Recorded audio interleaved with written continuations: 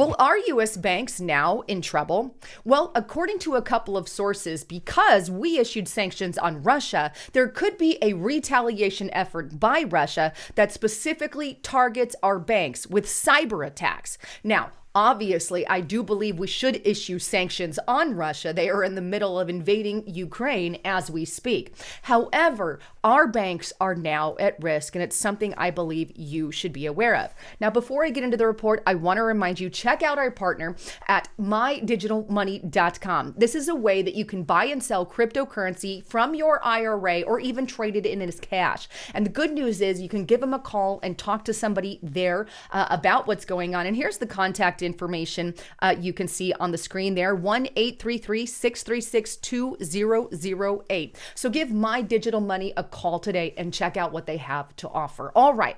So what on earth is happening with our banks here in the United States of America? Well, let's start first with some of the sanctions that were imposed by the United States and other countries on Russia. Take a look at this first article that I've got up here, humanevents.com. Ukraine update. U.S. imposes sanctions on Russian central bank. That's not all. There's also this communist news network, also known as CNN, article, which talks about their pledge to remove Russian banks from SWIFT. And here's the article ahead there. And it says, what is SWIFT and how is it being used against Russia? And you can see this was published Monday, February 28th of this year. But it goes on to state this. The West has pledged to remove some Russian banks from SWIFT, a messaging service that connects financial institutes around the world, as part of a barrage of sanctions designed to limit Moscow's ability to pay for its war in Ukraine. The U.S., the EU, the U.K., and Canada said in a joint statement on Saturday that they would disconnect selected Russian banks from SWIFT in order to punish Russia for invading its neighbor. Quote, this will ensure that these banks are disconnected from the international financial system and harm their ability to operate globally, said the Western powers. And I believe it absolutely will. And in case you're not familiar with SWIFT, here's a quick breakdown on that.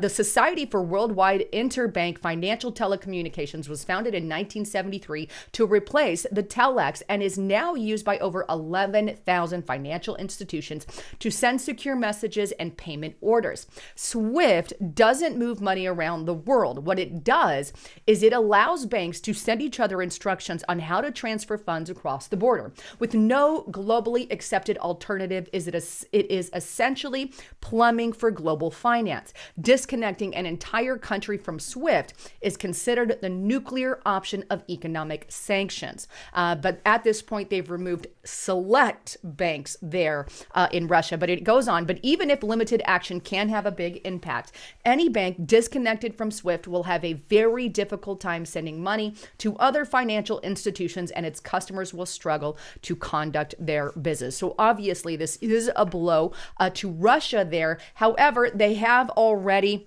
created, or already in the past, shall I say, an alternative system. And this is it here, SPFS, Russia's alternative to SWIFT. So this is obviously something that Russia has anticipated. Obviously, their alternative is not going to be near anything of what's going on with SWIFT. So we've got that in the bank right now. The problem is, however, of course, Russia is now going after potential retaliation actions against the U.S. And one of those could be, according to some sources, cyber attacks on the bank, or withdrawing certain things, or withdrawing gas, oil, these kinds of things. But one of the most immediate reports that I've been hearing is about potential cyber attacks. Take a look at this article here, and there's a few of them.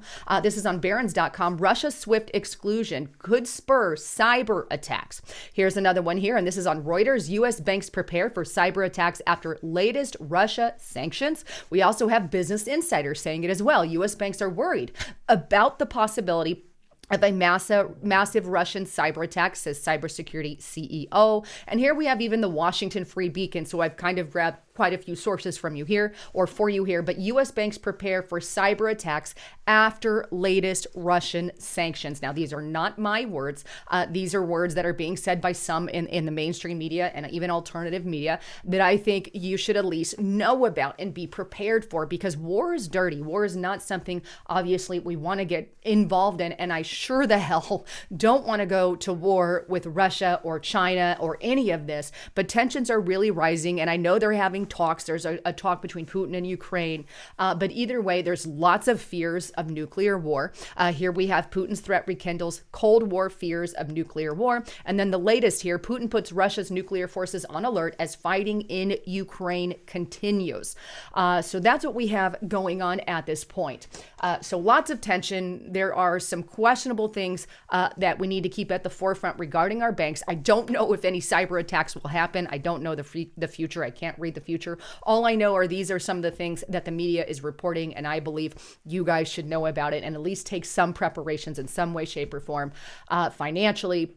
And not only that, we know we have talks of nuclear war and fears of nuclear war as well. But one thing that I wanted to share on this is FEMA said it doesn't matter. Don't worry about that. Because in the event that there is some kind of nuclear explosion, wear a mask and social distance at 6 feet. No joke. I wish I was joking. I'm really not. Take a look at this article. FEMA, in case of nuclear explosion, maintain social distancing and wear a mask. Here's the actual inside information that they put. And you can see, get inside the nearest building. Good, great advice. Remove contaminated clothing. Great advice. And then it goes on, go to the basement. Great advice. And then it says, try to maintain a distance of at least 6 feet between yourself and people while you're all hoarding in the basement away from a potential nuclear attack. Let's just, make sure we keep 6 feet and wear a mask if possible when you're sheltering with people who are not a part of your household. Like for real.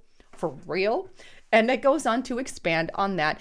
If you're experiencing a medical emergency, call 911 and let the operator know if you have or think you might have COVID. And obviously put your mask on before they arrive. Somehow they made this about the COVID-19 pandemic when you're in the middle of a nuclear blast. Just make sure you put your mask on and social distance with everybody else freaking out in the room. Hey, Jesus. Talk about woke ideology. Is this about politics or is it about an actual event? I digress. Anyhow, I wanted to share that.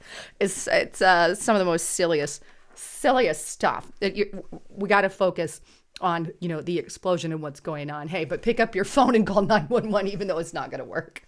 Anyway, I digress. I had to share that last part. Anyhow, wanted to bring you the latest on all of that. As a quick reminder, get to mydigitalmoney.com. This is just a good way to diversify your profile if you have not. Again, if you have an IRA, you can use this platform to buy, to sell, to trade cryptocurrency when it goes up or down. These are things that My Digital Money can offer you. Give them a call.